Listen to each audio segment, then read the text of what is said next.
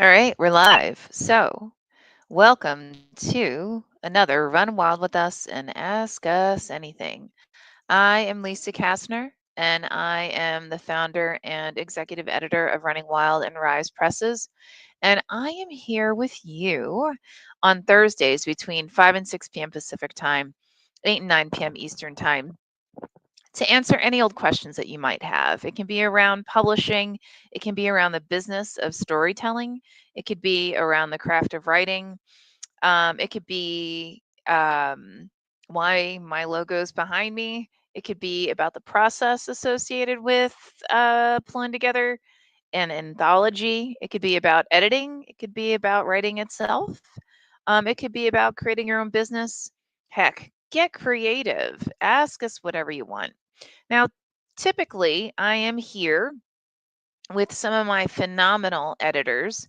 Usually, it's Ben White and Peter Wright, who were two of the editors who helped me start this whole dang thing, and then moved on to not only be editors as well as writers and authors that we publish regularly, but also to be part of our acquisition team. Unfortunately, Peter will most likely be unable to join us this evening. I do anticipate that Ben will be with us. He may be a little bit late, but that's okay. No big deal. But I'm just, thrilled to have you guys here with us. As a heads up, I may actually end this. Normally, I end it spot on 6 p.m. Pacific time, 9 p.m. Eastern time. I may end tonight's a little bit early, and here's Ben. Yeah, you can end early. I got here late, so there we go. There you go. Yeah, I was just saying because I've got the reading or the book signing at Warwick's bookstore Yeah, in San Diego. I want to have at least, I don't know, 10, 15 minutes to actually eat something today before. I understand. So yeah. And I was just doing the regular old intro. And I just thought, well, you're here now. So guess what? I'm gonna ask a normal ask. So, how's your week been? What are you up to, young man? It was we actually today we had 6 inches of snow today, Oh, wow. and yeah, it's a mess. Mm, And it may be even closer to 8, but 6 at mhm, least. mhm. And it's supposed to get more tonight. We never Wow. get snow 2 nights in a row, so it's really weird weather. Oh, yeah, But it's a little cooler here, but not, I mean, it's California, so yeah, Southern yes, California. Yeah. No, no snow. yeah. Just cold enough where you're like, I wish I had a jacket, but warm enough that when you put the jacket on, if you get a good walk going, you're like, man, I am sweating my tushy off, What I need this jacket for. right? I need to get a jacket on. Yes. Totally. That's exactly how it goes. So, But other than um, that, just typing up stuff this week. I've got to get back into the short stories, but typing up my own stuff. oh, nice. Yeah. How many you mentioned before the number of Yeah, I think I'm up to like 35 now. that's pretty good. Yeah. They're looking for a home. They're looking for now. Are these standalones or are these compilations They like are collections? themed collections. Oh, How cool. about that? Yeah. Nice. Yeah. And I'm looking at them now. I've got them here written down, the ones ready to go. Now, as you type them in, are you like, man, that sucks, and then you do a rewrite, or No, no. Actually, I'll write and then I'll get a clean copy. So that's rewrite number one. And then mm. when I type it up, if it doesn't sound right, I'll rewrite it there and make it smooth. Oh, okay, cool, So it's actually the second rewrite when I type them in. got it. That's Yeah. So smart. but they're usually ready to go. Yeah, because you're that brilliant, man. You wake up Yeah. and it's just Yeah. like, boom. First thought, best thought. Just what you want to hear from an editor. Yeah, of course. who then goes over your work like 2-3 times. Yeah. No, no, no. What are you saying here? No, But it's, nothing. why didn't you No, punctuate it? That's poetry. that's awesome.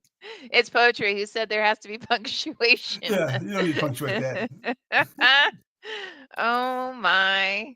Yes. Yeah. How to Make Friends and Influence People by Ben White.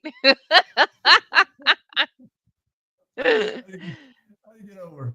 How to skate Hmm. through? But I've got let's see, Bazooka Joe's ready for our new imprint when it's ready to go. All right. Well, I still have to. I have a feeling that's going to be. We'll launch that sometime next year because right now, when I sat down and realized all the things that I'm supposed to have done in the next couple of weeks, I was like, and my brain's going to explode. Yeah, I Yeah. understand. I know you do. Yep. We've got we accepted what 40 40, full yeah. length 30 short stories. We're about 2/3 done the full length contracts. About the same for the short stories. Actually, a little maybe there's only maybe like I want to say 6 or 7 left to work through. Some Yeah. folks just have completely blown us off and haven't responded at all. With the So, contract? well, to Or, the any of it, like even like, yeah, okay. hey, congratulations, your work was accepted. Like they just pretend we don't exist. So I sent it through my personal email to see if that would have some kind of Yeah. and in a couple cases it did. In a couple of Yeah. cases it's still like boo. So I'm guessing they forgot that they even have anything submitted Yeah. anywhere, you know, and It goes back probably with the name of the work in it. no, That to I me, know. oh, is that mine? Oh yeah, I wrote that. Yeah, I mean, yeah, every once in a while when something like this happens, usually the author will come back. Either I get an, oh my God, I can't believe it, I completely forgot, da, da, da, da, or it's, well, one of those like, "Psst, well, I have an agent now, or I had it accepted somewhere else or whatever. And I'm like, congratulations, that's awesome. Like, you could have just told us that. It's not a big deal. Let us celebrate with you. Exactly. Let us celebrate with you, right? We want, as I put it to someone else, I was like, I just want people to be happy, like I don't have any malintent, at least not that I'm aware of. So, If you're not aware of yeah. it, it doesn't exist. It's, Oh, well, it's them good. projecting. I see. Ignorance is bliss. Yeah. Or some other, multiple used uh saying or overused saying. So, yeah. Like Um silence is golden, but duct tape is silver. I have never heard that, so don't even play. You made up the second part. Well, it may be a Kentucky thing. Oh, maybe a Kentucky thing? Where It could silence be. is golden, but duct tape is silver, and it does the Uh, same. I see that. I mean, yeah. I'll You just heard leave it that here first. alone. Hmm. Yeah, it's probably best. It's probably better that I heard it here first and last. Yep, pretty Yeah, much. can stop here now. Oh my goodness. Um, what was I gonna? Oh, so what I was gonna mention. So the kind of questions that we've been getting a lot, or I've been getting a lot lately. Um, so I've had a couple of authors who came to me and said, uh, well, what do you guys do in terms of marketing? And which is fine, guys. It's not a big deal. And then I realized later, oh, I could have just sent them. And I think one person I did. Um, we actually, a couple times a year, I present to the sales team at IPG, and IPG is our distributor. And the reason that's important is because that sales team represents us and all of our authors to every retailer, every bookstore, every library, every school, nationally, internationally, I mean, period. And so the information that we provide to them is the same information basically that they're going to use to um, inform all of these, businesses of not just of Running Wild and Rise, but of the phenomenal books that we put out there, right? Mhm. So I actually added to it in the very beginning because, I mean, I'm sure this doesn't surprise Ben. Their turnover rate, like a lot of more sales based companies, it can be kind of high because sometimes you take a job and you think it's one thing, then you realize real fast, oh, I'll, I'm really, my job is really all about, selling X, Y, and Z, right, to all these, various people. So, I don't know if you're open to it. I don't think I've ever shared my screen before, but I'm happy to share the slides that I use on a because I include these every time I do the presentation, just because I don't know, you never really know is um who is gonna be there, like, who's gonna be new. Yeah. So let me see. Can you see that? Yes. Wow. All right. I did something right. Rock on. Okay. So for us, uh, for Running Wild and Rise, our standard promo plan for each book, we have book reviews. We actually have a list of around over 40 um, industry publications, book reviewers, bloggers, influencers that we send for every single book. And mind you, that's how we got um, reviews. Like, we had one book that was named one of the most anticipated for the month of May by bustle.com. It's how we got The Valley of Sage and Juniper was reviewed by indie reviews, and they said that she had completely reinvented the Western genre, and a dozen other amazing responses. That's how we got it from that. Edelweiss, we actually do that again. So for those who don't know, Edelweiss is an online platform that all libraries, I believe all schools, and I think a good number of retailers use. And it's a way for them to get previews for books that are up and coming, and they can get a free sample copy of those books. So that's actually a platform that I know IPG and I think like Ingram, so like the biggest distributors, they use whenever they are working with the different businesses. Yeah. Um, we do author interviews all the time. We use this platform, which as you guys have experienced, obviously, if you're watching this, we have a lot of social media marketing that we do, live streams, again, like the one that you're experiencing. Um, we really heavily encourage our authors to get book endorsements.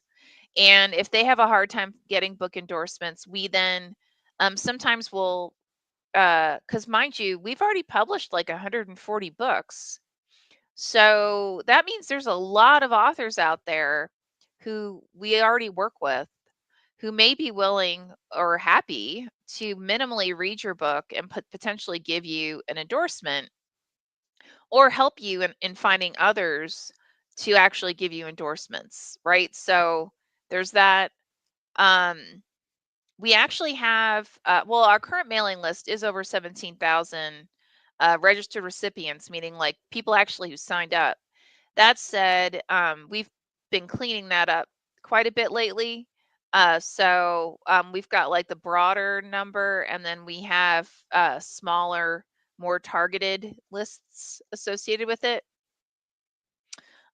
We actually also oftentimes have marketing and publicity, or we already offer marketing and training resources to our authors, including like marketing templates and sources. I actually taught a class on marketing quite a while now, but we recorded it. It's on video, so we can provide all that information. And actually, a lot of times I'll provide it when we first sign an author on, so he or she can get familiar with it. And then sometimes, if we know that this book is going to do really well, and when I say that, I mean like it's really well written, it's a really great story. The editor who worked on it with the author was super jazzed when they were done. Um, those will do like outreach programs. A lot of times, again, we'll partner with IPG on that. We'll submit them for a variety of book awards. We'll actually even pay for media coverage. So that could be getting, articles with some of the bigger magazines or newspapers, um, doing extended social media coverage. And then, a lot of times we'll take advantage of things as they come along. Um, One thing that I think a lot of people may not be aware of unless you're used to using, social media, um, the importance or the significance of using social media. A lot of times it's not so much in the number of followers that you have. So I need to update this, but like on Twitter, we have over almost 2,300 followers, right? But really, the significance is in our followers are and the number of followers they have. So, no lie, Paul Stanley, yes, the Paul Stanley from That Paul Kiss, Stanley. is actually one of our followers, and he has over 715,000 followers, right? We also have several followers on Twitter who are very well known in the literary community, in horror, in thriller writers. And again, the significance of this is if we post something and they then share it, well, then that means it's now being seen by, Paul Stanley's 715,000 followers, right? So that's the kind of this is the kind of information that when we're presenting to our um, contacts, or to the sales team at IPG, this is the type of stuff that they want to see. So I'm going to stop sharing now. Um, and another thing that a lot of people may not be aware of is, and I know Peter is, because, and Peter and I, or Ben and I, had both been schooled by Peter's wife, Kathy, that well, she's a chief marketing officer, so I'm going to listen to her. Um, those people who are really considered true influencers, it's not the ones necessarily who have, you know, a million followers. It's the ones who have between, I think it's what, uh, Ben, wasn't it like between 2,000 and 10,000 or something like Yeah, that? yeah. Um, Low end. yeah, more relative low end, because the people who are following them are actually uh they're actually really paying attention, Mhm. because a lot of times these are actually friends or people who that they've met in some capacity in the past.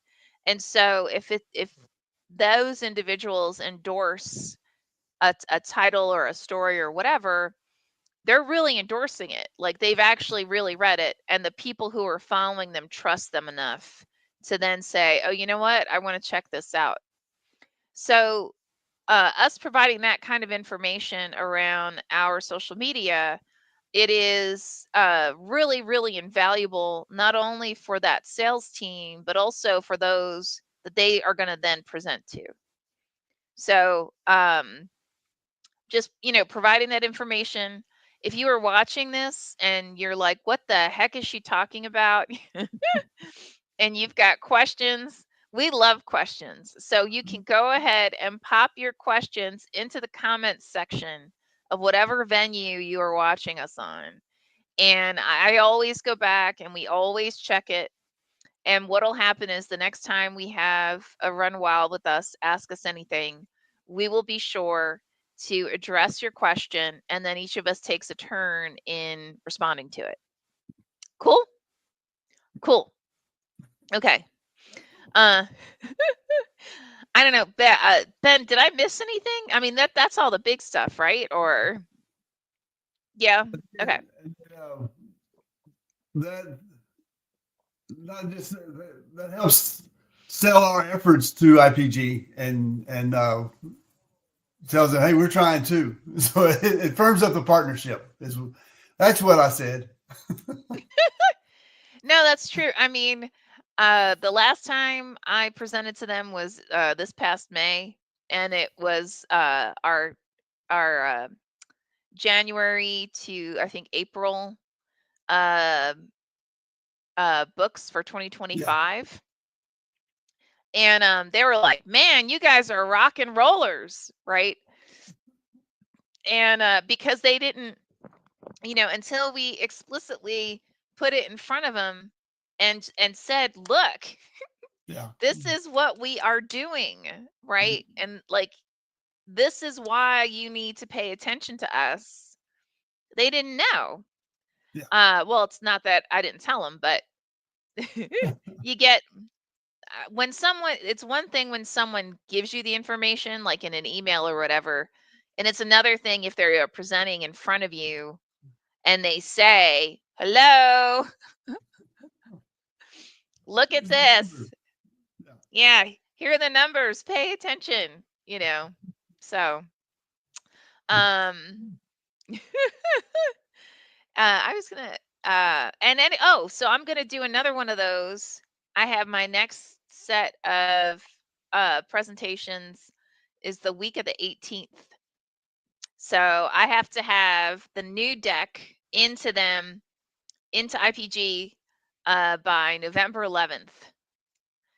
So Joelle has kindly been working on the deck itself, and I asked 4 or 5 because we have 11 books, guys. We have 11 stories coming out between May 1st and the end of August of 2025. 11. Listen to that. 11. We are considered a small press. Now, mind you, the definition of a small press, I looked this up because I was curious. It means that you gross uh, less than $50 million a year. Right? Oh, we're right there ready to move up. Obviously, we're ready to move up. Absolutely. Change categories. Hell yeah. 50 million. I was like, you people have lost your mind. What Oh, in the yeah. heck? Who came up with this definition? Like, what? Yeah. Yeah, I don't know. Now, I I want, mean, I want to know the examples that they're using. I want to know who they are. right? Totally. I would love to understand how they came to the conclusion of what is a small press Yeah. versus, yeah, I don't know. Teja says, "Hey guys, hi Teja, awesome to see you as always." And we're um, back in order, Tal. We tried being over on the right screen last week, but yeah, we're back yeah, now. we're Everything's right back. in the universe. Yeah, until next week when I'm late instead of Ben being late. So it's all good. It's just a blank screen. It's the right. And he's like, "How come I can't get in?" Teja asks, "When are you coming to New York?" I forgot the date. Honestly, I was supposed to leave originally on Friday, and I have so many things going on in Cali that I ended up having to cancel my trip to Philadelphia and New York. So instead, I'm just taking all the calls like through Zoom and everything. Oh, we are going to announce the first ever Running Wild writing contest winner or winners in partnership with Drexel University. So the official announcement, well, I guess technically the official announcement went out today, and I'll post it probably tomorrow across our social media. But really super excited. We have one first place winner, two second place winners. I mean, the quality of the stories we got, they were absolutely wonderful. Seriously. So I'm really, really, really looking forward to getting the first place winner. So those who may not be familiar, what I keep calling the Drexel Award, and they're calling the Running Wild Writers Contest. And actually, what I'll do is, if I can find the link to the announcement. Were they Uh, MFA or were they undergrad? Or they are both? they're MF. Well, it's really through the MFA. Okay. But we invited anybody who is a student or a former student from Drexel University Okay. to. Oh, I don't think I can find it yet, just because. Oh no, wait, maybe I can. October, November. Yep, I can. So yeah, the announcement went out a little bit earlier today of who the official winners are. And I was originally going to go to New York to be a part of the celebration, because what they're going to do is they're going to have a little party going on at the MFA programs get together, right? Because I think it's quarterly. They have like the equivalent of a long weekend, an in-person residency, and then like this is like most MFA creative writing programs. You get together for like anywhere from 4 to 10 days. So for your in-person residency, then you're assigned what they call a mentor, but it's basically one of the instructors or one of the faculty that you'll work one-on-one with on your piece. And then either you're assigned the same person the subsequent term, or someone else, and then the residency is your opportunity to really kind of network and get to know other students and meet other instructors and so on. So I loved our residencies when I went to Fairfield University. But anyway, so yeah, so the announcement just went out, and the official party happens next week. So I'm just going to speak virtually about how excited we are about it and everything. So any hoodle. So yeah, so that's one of the dozen things that is occurring now, between now and the end of the year, that I need to knock out. Plenty of time. Plenty of time. Anyone can do it. Anyone. And I'm just thankful it's not just me, that we actually have a killer team to take care of all this stuff, because otherwise this would be like, mind blowing. Not that it's not, but anyway, what else happened? I'm trying to think of like what else happened this week that people might care about.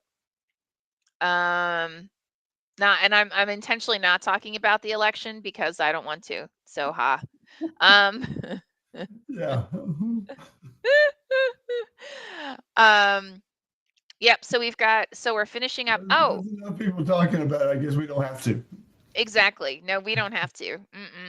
I'm actually also getting a lot of random emails from authors who kindly already signed their contracts, and they're like, "Oh, I'm so excited. When do I get my, when do I get assigned an editor?" Okay, so here's the bottom line. If there is an editor that you want to work with personally, let me know. Either you can name the editor or you can tell me what book you admired, and then I can, we'll figure out who that editor was and we can assign. I'll do my best to assign that editor to you. Yeah. And if I can't get that editor, then I'll try and find someone else with a similar style. And the reason this is important,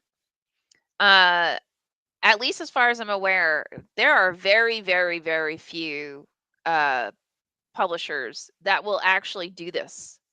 If you talk to anybody who is with one of the major publishers, unless they have a long-standing relationship, and this is an editor they've already worked with in the past, if you go to them and say, "I want to work with this editor," they'll probably tell you to kiss your own tushy. If you and most likely you're going to get a somewhat of a random editor. Now, sometimes it'll be fabulous. This will be someone who will really help elevate your work.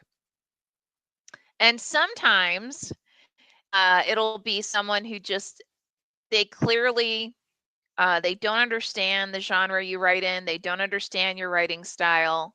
And at least for myself, like when I was coming up, and mind you, I learn something new every day. So this isn't a thing. But one thing that I realized when I was coming up was a lot of people, when they go to edit or give feedback, they are giving you editorial commentary based on their writing and their writing style. They aren't looking at your work and trying to give feedback and criticism that will help make your story the best that it can absolutely be. So that's more common among editors who are really more junior. And you're not going to know whether, if the person who's giving you feedback, initially, you're not going to know if that editor is more experienced or not. And that when I say more junior, I don't mean they're fresh out of college, because somebody could have been a writer since they were 12 years old and, just a voracious reader and really analyzed tons of stories. So by the time they get to you when they're like 22, 23, they may already be brilliant, right? And then you'll have people who they don't decide they want to actually be an editor, and they don't want to analyze stories, and they don't really want to read voraciously, if they do, because maybe they only read in one or two genres until they retire. And so you may sit down with this person and say, "Oh, this is going to be great. This person's older, obviously, must be more learned, so forth and so on." And then as soon as you start getting the feedback, you're like, "What is this guy talking about? Like, this doesn't make any damn sense." So, just really be aware of that. Now, also, it helps me understand too where you want to see your story go, right? If you tell me what editor, or if you give me the name of one of our books, so that again I can do that comparison. It also actually, in some ways, and I hate to admit this, but it's true, it's going to move you up in the line, because mind you, I just said we just signed 40 books. That basically represents our 2026, potentially 2027 catalog. It depends on when it's done, the editing process. Yeah. Right. So if I know up front now who you want to work with, and I can hook you up, that'll help me get that done. And then, it may be a little bit of time before you get signed up. So I don't know, Ben, if you wanna add anything. It's so it is a partnership, and um, if it doesn't work out, all you got to do is say it's not working. Help, and we'll send you help. It happened to me. I had Mm, a writer who I started editing, and he didn't like what I was saying and told me to leave it alone. And we went back to Lisa, and Lisa assigned somebody else. So it happens, and that's okay. Everybody's got to be adult about it and say, okay, it just didn't match. But for the most part, you're going to find editors that want to see your work the best it can be. And mhm, I'll tell authors, I'm never satisfied until the author's satisfied. And if they've still got questions or concerns or issues, I've got questions, concerns, and issues, because I'm not gonna give it up until they say, okay, it's ready. I'm gonna let it go.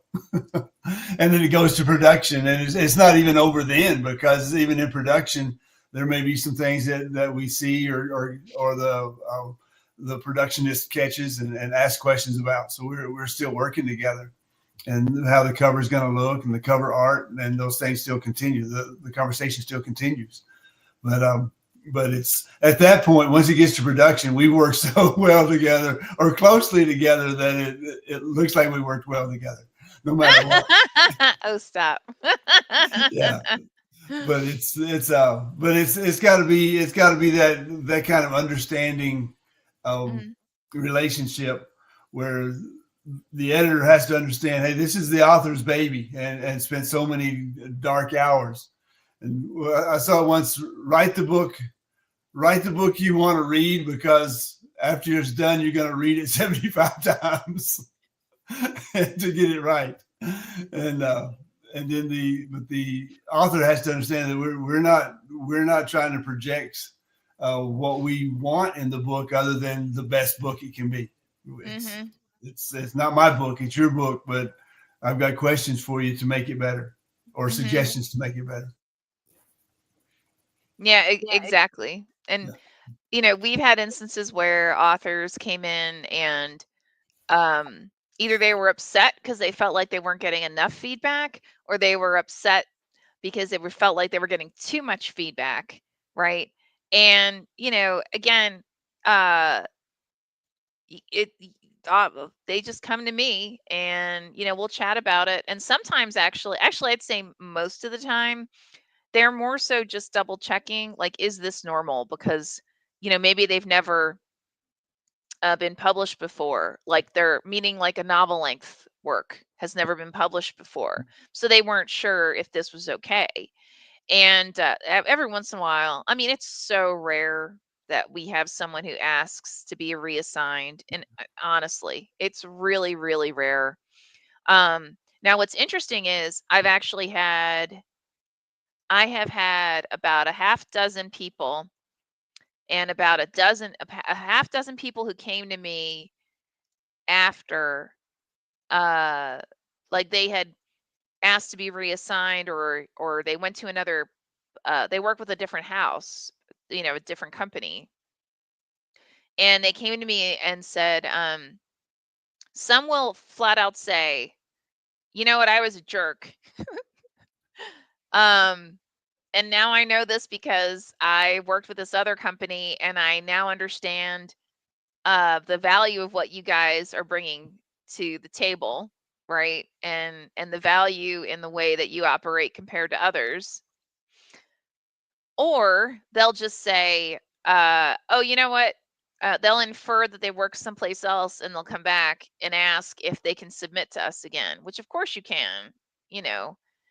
Um, but now what's really interesting is we've gotten at least a dozen, if not more, submissions. Because what, this time around we got something like 1,700 total submissions, um, where the people will tell me in their query letter, you guys published my friend so and so, or you worked with my friend so and so, and they absolutely glowed about their experience in working with you. And I've been published here, here, and here, and I've won these awards, and so forth and so on. You know, we've had a couple of like New York Times bestsellers or USA Today bestsellers who came to us and said, you know, my friends just glowed about working with you, and by the way, I'm only submitting to you. I'm not submitting anywhere else. So, you know, I really think that speaks to what Ben stated and then took back, which I'll beat him up later for, which is fine. It's fine.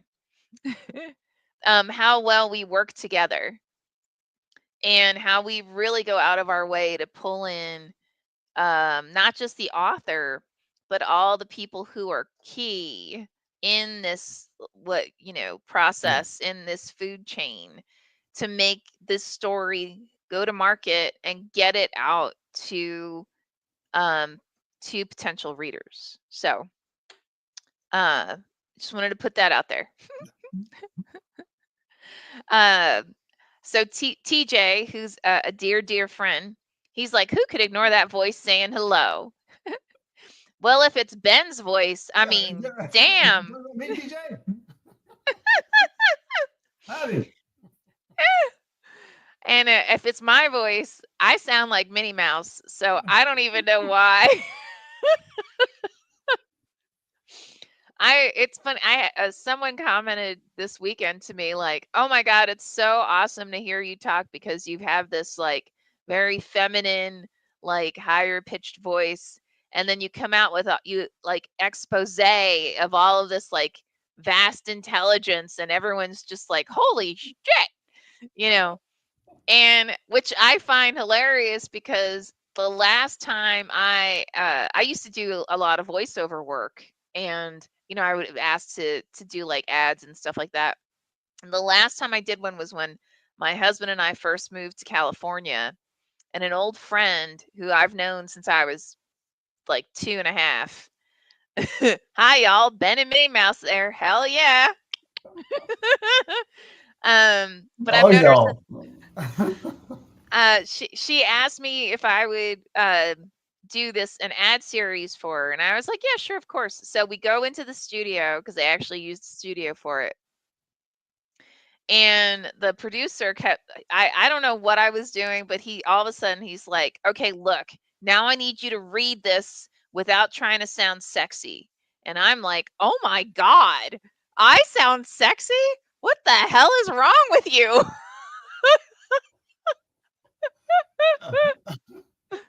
Like, dude, you've got issues because like You get out more. you need to get out with it. Because if you think Minnie Mouse is sexy, you've got a problem. I'm just saying. Sorry, I just had to share because I just thought that was hilarious. So, oh, Rod Gilly says, so there are few, but I've had 2 writers who said, we don't agree. I don't trust you. We cannot work together, but I don't want another editor. And I was like, what? Honestly, Rod, we've been around what, 8.5 years now? 8.5 years. And in that time, twice, we've had authors that we got nearly through the entire editing process, and they did that, right? Oh, I don't want to do this anymore. I don't want to work with you guys, and I don't want another editor. And then honestly, I felt awful for the editor because the editor just put themselves out there and really work their tushies off to get this book to a whole nother level. And so to have the author turn around and basically reject them, I mean, that's horrid. I think, if you're gonna decide you don't want to work with somebody, decide early on. Don't wait till you're done. Yeah. Or wait till they're done and then go to another house. Well, or wait till they're done, and then one of them actually self-pubbed because she thought she was gonna like make $1 million, and then it didn't happen. And honestly, she actually did come back to us and say, "Oh, I've got a different book. Would you guys be?" And I was like, "No." Like, actually, I think I just ignored it. I was like, "I'm not. Yeah. You've got to be kidding me." Rod says, "Do you agree? Ask." Huh? The one I Sorry. talked about before with it was a book of poetry, Mm, and I learned from it when the author didn't like what I was saying.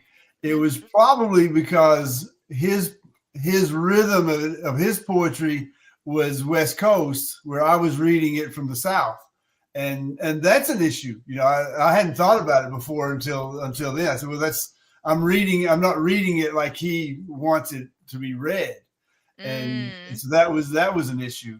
So when I worked with Shonda and Lost Song of Simone, uh, um, Nina Simone. Nina Simone, Mm, yeah, and I asked her to read it for me. We met on Zoom, and I said, Shonda, I want to hear you read this. So when I edit it and go through it, I hear your voice, not mine, oh, and that's and it made brilliant. sense to her, and much better experience. But it went back to that first, not a bad experience. It just wasn't a good partnership. Mm, And I looked at it and said, well, that's why. That's the I'm reading it in the wrong rhythm. I'm reading the cadence wrong. hmm And that's for poetry, but it makes sense with novels too. What do you how do you write? And personally, I'll find myself being harder on the author hmm in the front because I haven't caught on yet that that's just the author, and so I need mm. to not make suggestions up front until I know, okay, this is your rhythm and your method of telling the story, and I can't judge that yet. I've got to know that first, and when I Mm. see it, then I go back and erase all my comments and say no, it's okay. Well, it's funny. So Rod asks, so do you agree? Ask 10 editors and get 10 different editing suggestions. There must be trust between the writer and editor. So, I mean, yes, there must be trust, but so Rod, that's why we have all of our editors have to go through a test. Seriously, uh, because so we can find out up front, like, do they have the same process basically or approach to editing? And so I don't totally agree because honestly, like, a lot, no, I can't say a lot of times. Sometimes when we decline a piece, the author will come back and say, "Can you give me feedback?" So I'll go back to the acquisitions team and I'll ask them, "Can you, give me high level why we don't feel like this is a fit, or what do we think they need to work on?" And I honestly, Rod, we're pretty consistent. Yeah, I mean, we may say something differently, different way. right? Yeah, A different way, but the bottom line, it's the same feedback. So I don't, you know, I think if we didn't have that process and if we haven't worked together for that long, for so long, and if we weren't already familiar and we knew that we all had, we're all pretty well versed and pretty well read, then I would say that that's probably true.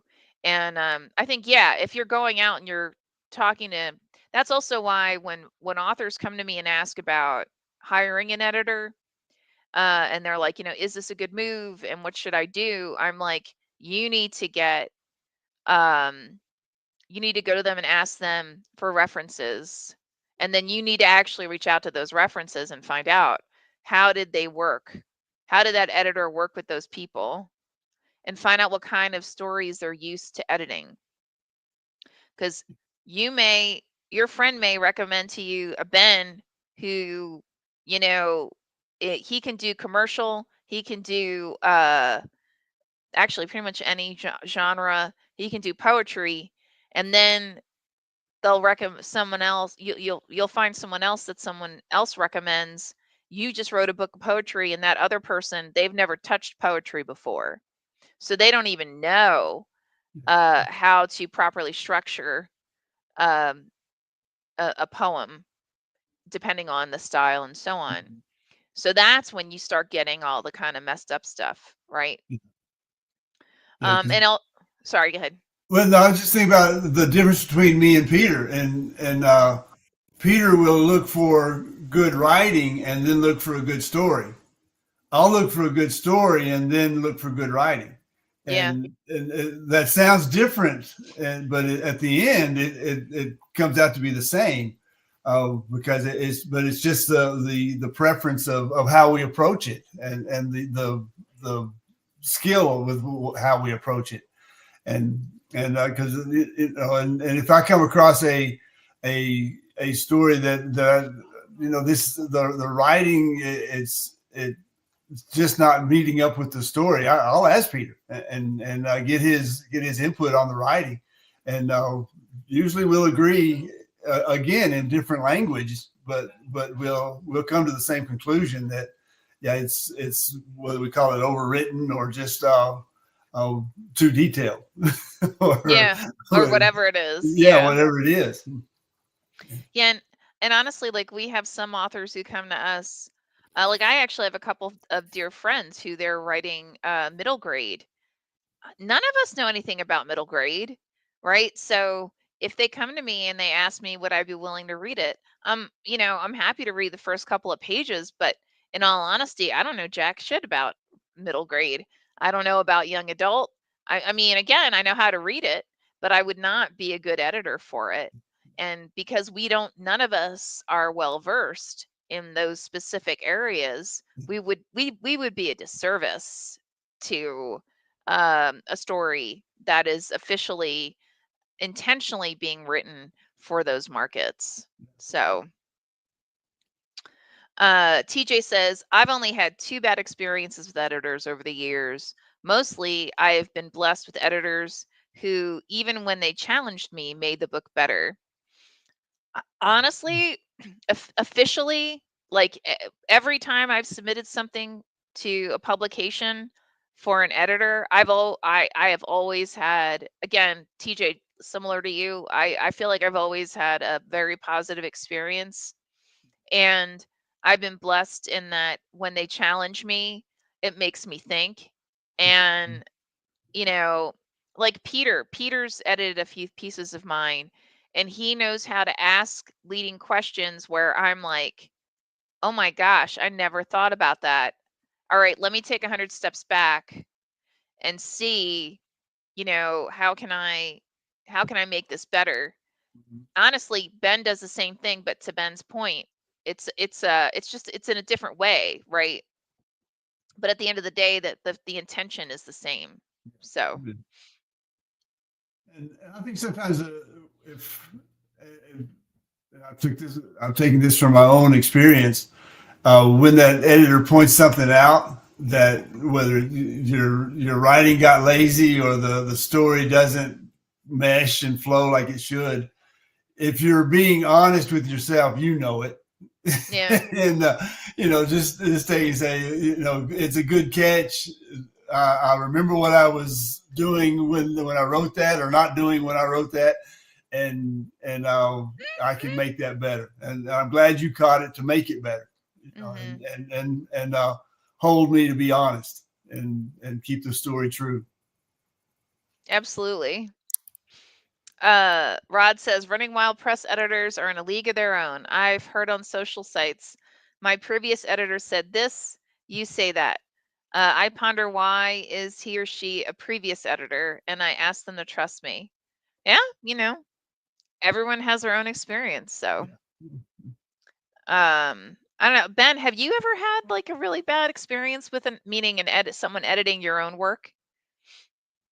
Oh, no, not again. It's what I just talked about was in an e-novel I wrote called the Kill Gene, and it there was a section that was lazy, what I would call lazy writing, and the editor pointed out, and he even said he tried to make it softer, his feedback softer, by saying, I wasn't really sure about this part, but I asked around, and I asked, it's a military story based in Cold War Germany, but he said, I asked around to a military friend of mine, and he agreed that this part doesn't work. And oh wow, he had checked on that, he didn't need to, because once he mentioned it and pointed it out, I knew. But again, the editor relationship, he wanted to be sure that it wasn't just him being subjective. Mm-hmm. I don't like this. Maybe somebody will, but I don't. But not me. He asked a friend he trusted, and the friend he trusted said, "No, you're right. It's lazy." Mm-hmm. And so, and I was happy to change it because he did find it. And he, like I say, he held me to being honest. Mm. So that's probably the worst experience I've had from an editor. Some short stories come back with, change this a little bit, but it doesn't change the overall story. It's just another set of eyes on it to say it from a reader's point of view, how it works. And as a writer, I'll take that. That's, you're not changing my story. You're not changing the character. You're just changing the flow of the story, a return or the new paragraph starts here to give it emphasis, and you learn from that. So I don't shy away from ending a chapter with one line, because it's a powerful line that needs to stand alone. Let's make it its own. Nobody says it. The paragraph has to be 2 sentences. Well, yeah, but this is not because of this, because you're going to have more impact with your reader by making it stand alone and look different on the page. And you use that. Yep, absolutely. Rod says, very early on, an editor nearly ended my writing career before it began. Ben taught me a skilled editor will be trustworthy and make your story the best. Woo! Well, and with that, I think I'm actually going to end this just so I can get in my car. What can you say after that? Go and find some food somewhere and hit up. So if you are in the La Jolla, San Diego area, join me and Sarah Sleeper for it's more of just a Q&A at Warwick's, and we really look forward to seeing you. If you can't make it, no big deal. You are more than welcome to, again, just leave some comments in this venue, whatever venue you may be watching, and we will be thrilled to respond to your questions in the next session. So with that, thank you guys. As always, awesome to see you. Great to see you, Todd. Rod. Dang, damn it. I had too much. TJ came up at the same time. Exactly. Yep. Thank you, TJ. Thank you, Rod. Awesome to see you guys. Thank you. Good to see you, Teha. All right. Ciao.